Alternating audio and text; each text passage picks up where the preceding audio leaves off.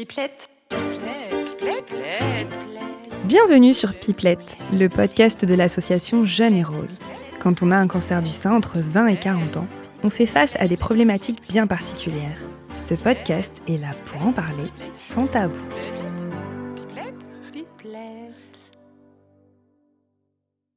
On poursuit notre épisode sur le cancer sans chimio avec Julie et Solène. Juste avant, on a abordé l'annonce du diagnostic, comment annoncer également le cancer aux proches et leurs réactions. Et là, tout de suite, on va davantage parler du pendant les traitements, comment vivre son parcours de soins, tout en essayant d'avoir une vie normale, professionnelle, personnelle ou de vie étudiante. Le regard des autres. On va surtout aborder aussi cette question, quid du regard des autres? Parce que dans votre cas, le cancer, il n'était pas stigmatisé par l'alopécie. Est-ce que vous avez senti qu'il y avait une différence, justement, du regard des gens face à la maladie? Est-ce que c'était pas affiché, clairement, sur votre visage, notamment au niveau capillaire? Donc ça fait penser au handicap invisible. Comment vous l'avez vécu, en fait?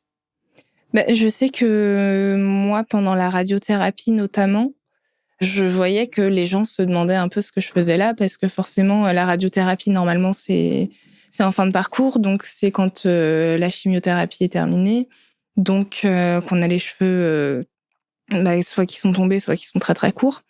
Donc c'est vrai que moi, je me pointais là avec mes cheveux très longs, j'essayais d'avoir le sourire parce que je me disais que de toute façon, c'est un moment désagréable, donc on va pas le rendre encore moins agréable en tirant la tronche. Donc c'est vrai que je voyais que les gens se demandaient un peu ce que je faisais là. La plupart du temps, je sentais qu'ils me prenaient pour une accompagnante, et puis jusqu'au moment où on appelait mon nom et que je me levais, et puis là, je voyais le regard des gens qui changeait en se disant mais en fait non, c'est une patiente.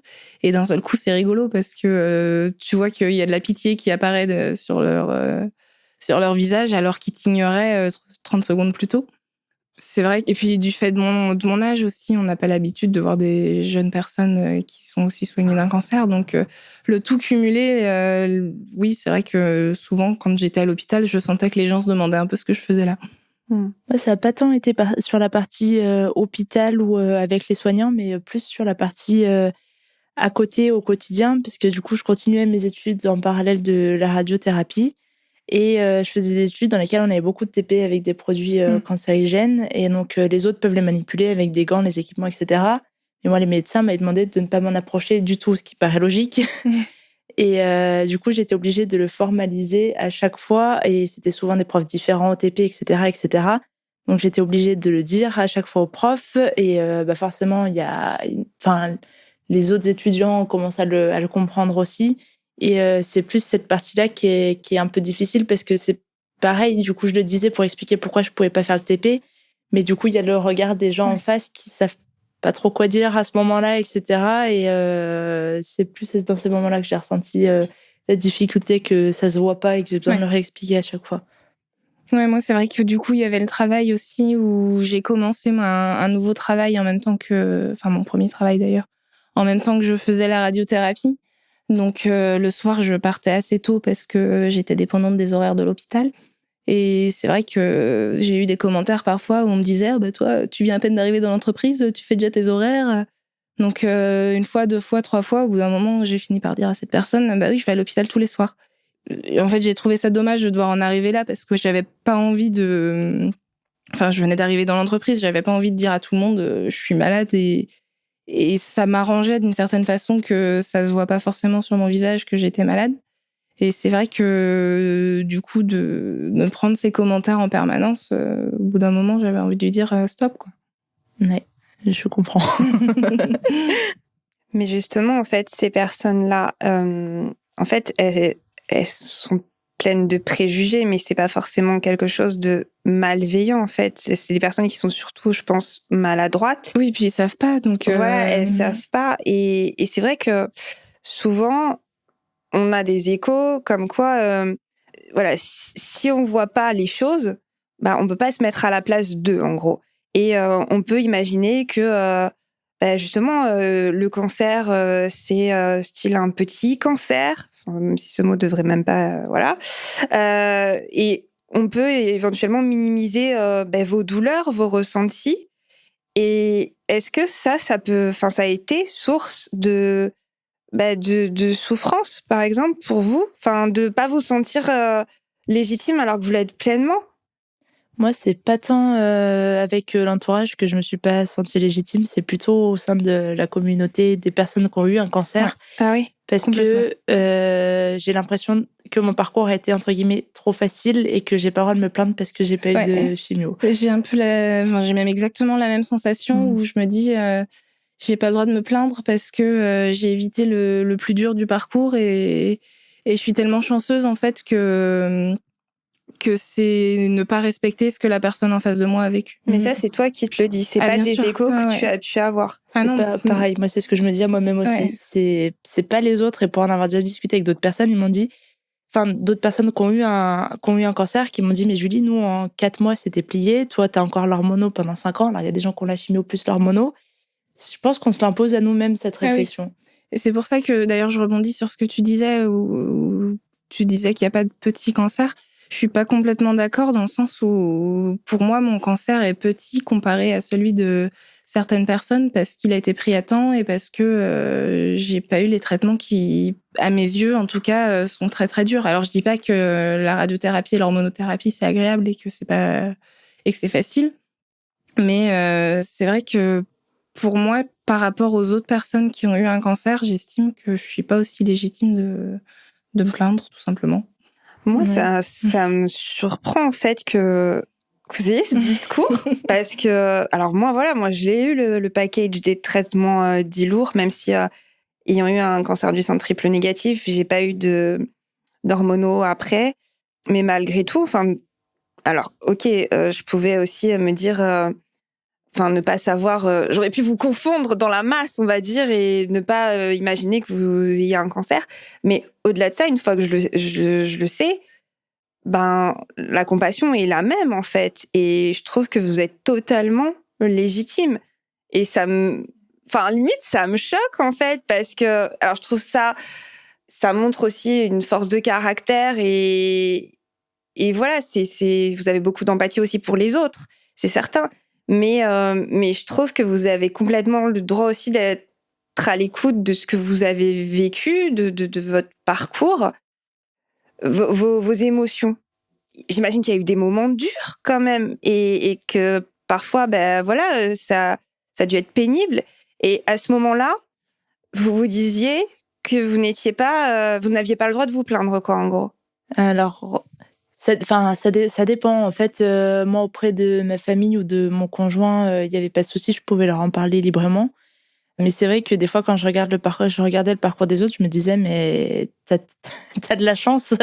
Donc, en fait, c'est par moment et ça dépend de l'entourage. Et au quotidien, je veux dire, je me suis permise de parler avec mes proches, mon entourage. Il n'y a jamais eu de souci à ce niveau-là. Mais c'est vrai que en regardant plus large, en étant à l'hôpital, des fois, justement, dans la salle d'attente de la radiothérapie, on se dit, en fait, moi, ça va, donc je peux rien dire. Ouais, et puis la notion de chance, elle est vraiment très présente, en fait. Et même dans les moments difficiles, tu dis, oui, mais j'ai de la chance quand même. J'ai énormément de chance dans mon malheur, donc ça aide aussi à s'accrocher. Et dans les moments difficiles, justement, tu te dis, il y a quand même du positif. Je disais tout le temps ça, j'ai de la chance dans mon malheur. Et à chaque fois que je disais aux gens que j'ai eu un cancer, je leur disais, mais vous inquiétez pas, j'ai pas eu de chimio, j'ai eu de la chance dans mon malheur, etc. Ouais, c'est vrai que c'est une expression que j'ai beaucoup utilisée aussi. Après, ça, je comprends parce que, alors pour le côté chance, même moi, je me dis aussi, j'ai de la chance d'être en rémission, j'ai de la chance d'être encore là.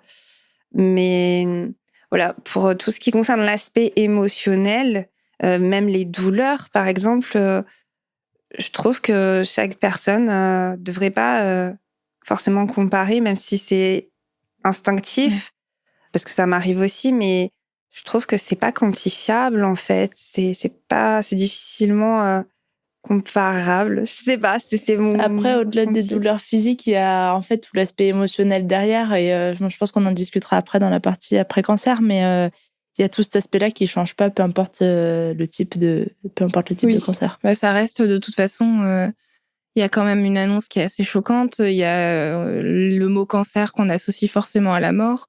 Donc, ça reste dans tous les cas émotionnellement quelque chose de très violent. Mais tu vois, du coup, ça prouve bien le fond du problème avec ce problème de légitimité où bah, vous, ça vous choque que nous, on se sente aussi légitime de se plaindre. Bah ouais, mais c'est parce que déjà pour moi c'est humain de se plaindre de base. Mais c'est surtout que voilà, là il y a le mot qui est là quoi. Il y a le mot cancer qui est là dans tous les cas de figure. Quelque part, enfin oui, il y a des traitements différents, mais il y a des traitements qui plus est, et il y a ce mot. La partie difficile du coup qu'on dit pas, c'est que effectivement, comme moi j'ai continué mes études, mais toi tu travaillais en parallèle des traitements. En plus, on a le côté forcément ça se voit pas, et j'ai pas forcément envie de le dire et que ça se sache parce que voilà. Mais du coup, on n'a pas non plus peut-être l'aide qu'on aurait si ça se voyait. Et il y a toute cette partie-là j'essaye de vivre comme s'il y avait rien en parallèle, comme tout le monde, comme les autres étudiants dans la classe. Alors qu'en fait, c'est pas le cas. En parallèle, le soir, faut aller à l'hôpital. C'est quand même super fatigant. J'ai un bras qui se lève plus comme il faut. En TP, quand faut manipuler, mais que du coup, ça tremble comme ça. Et j'ai pas forcément envie de le dire parce que voilà. Il y a toute cette partie-là qui est cachée, c'est qu'on suit nos traitements et du coup, on n'a peut-être pas l'aide que les gens pourraient nous donner si ça se voyait. C'est vrai que puis c'est pareil, la radiothérapie, ça fatigue énormément. Tu peux pas t'en plaindre parce que personne n'est au courant, et en tout cas dans le cadre du travail, et du coup tu te dis mince. Enfin, moi je me suis dit ça vu que j'arrivais dans l'entreprise, je me suis dit mais les gens ils vont se dire elle a pas d'énergie cette nana, d'où est-ce qu'elle sort, alors que oui, tous les soirs j'allais faire ma radiothérapie et que ça me mettait KO. Et puis pareil, le fait de pas pouvoir porter de charges lourdes, ça paraît bizarre quand tu te dis que je vais à la salle tous les jours, que je fais du sport, que je suis quand même très jeune. Donc, les gens comprennent pas que j'arrive pas à porter des trucs qui fassent plus de 3-4 kilos. Donc, oui, mais j'ai eu une opération, en fait. Donc, il y a des trucs comme ça où, effectivement, vu que ça se voit pas, les gens le devinent pas. C'est pareil, l'hormonothérapie, ça pèse quand même très lourd. Ça, c'est pareil, on peut pas non plus en parler à tout le monde parce que ceux qui sont pas au courant ne... Oui, puis c'est un médicament qu'on prend tous les jours pendant 5 ans, donc c'est pareil, il y a peut-être une petite tendance à dédramatiser de c'est bon, elle est en rémission, elle prend son hormono, mais tout va bien. Non, c'est hyper lourd au quotidien. Et c'est vrai que du coup, c'est pas forcément un truc sur lequel nous on appuie non plus peut-être, et qu'on vit un peu avec nous-mêmes sans... Ouais, et puis je pense qu'en plus, les gens, je vais pas dire qu'ils oublient, mais... un peu quand même. Mais oui, en fait, je pense que l'hormonothérapie, pour moi, ça fait 2 ans que je la prends. Je pense que pour beaucoup de monde, maintenant, le cancer, il est complètement derrière moi, alors que non, au quotidien, j'ai quand même tous les effets secondaires à supporter. Des effets secondaires, et tous les jours, tu prends une pilule qui te rappelle que t'as eu un cancer, et que c'est toujours pas fini tant que t'as pas fini de prendre le traitement. Ouais, il y a ça aussi. Ouais. Donc là, maintenant, on est d'accord, vous êtes légitime, en fait.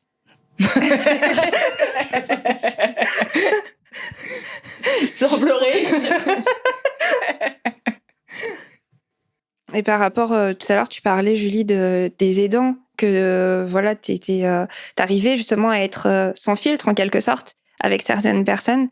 Pour vous, pour toi, le rôle des aidants, quelle place il avait dans ta vie, justement dans ta vie d'étudiante? Pour moi, c'était extrêmement important. Je pense que c'est ce qui m'a permis de passer l'épreuve plus facilement.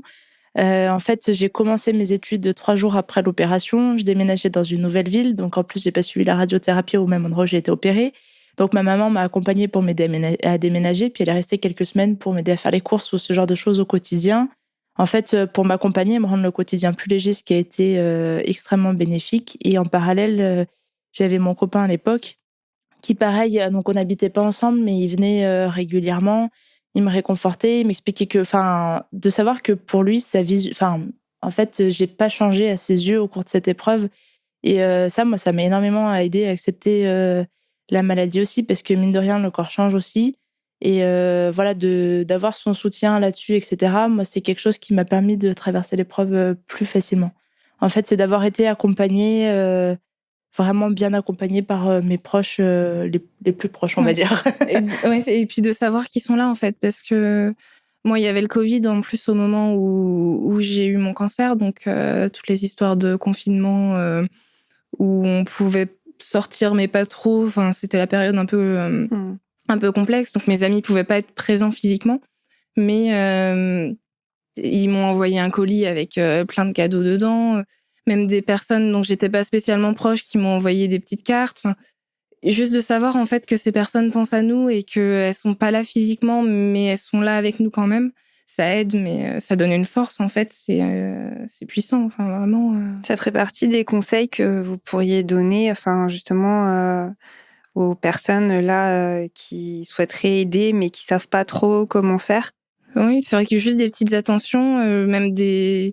Je sais que j'avais des amis avec qui j'avais un peu perdu contact, qui prenaient de mes nouvelles tous les jours, et les jours où j'avais pas envie de répondre, bah ils insistaient pas et ils savaient qu'il y avait rien de personnel. Et c'est vrai que juste de savoir que ces personnes sont là si on en a besoin, ça aide beaucoup. Ouais. C'est ça, d'être présent tout en respectant le rythme. Et voilà, de pouvoir, par exemple, pareil, j'ai des amis qui m'ont fait la surprise de venir, ce genre d'attention qui montre que les gens sont là. C'est ça, ouais. Donc bon, maintenant on est d'accord pour dire que malgré tout, vous êtes légitime, d'accord ? Vous avez eu un parcours de soins, des traitements quand même, et d'ailleurs vous êtes encore en traitement. Hein. Donc le mot cancer, lorsqu'il est posé, d'accord ? Dans tous les cas de figure, il fait qu'on est plus ou moins toutes et tous dans le même bateau.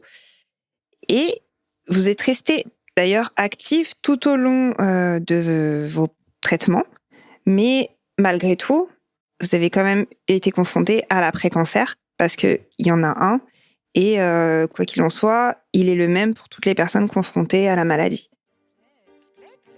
Et c'est déjà la fin de notre première partie. La semaine prochaine, on se retrouvera avec Solène et Julie pour la seconde partie. On y parlera du regard des autres, du handicap invisible et des aidants. D'ici là, donnez-vous un max de love et à très vite.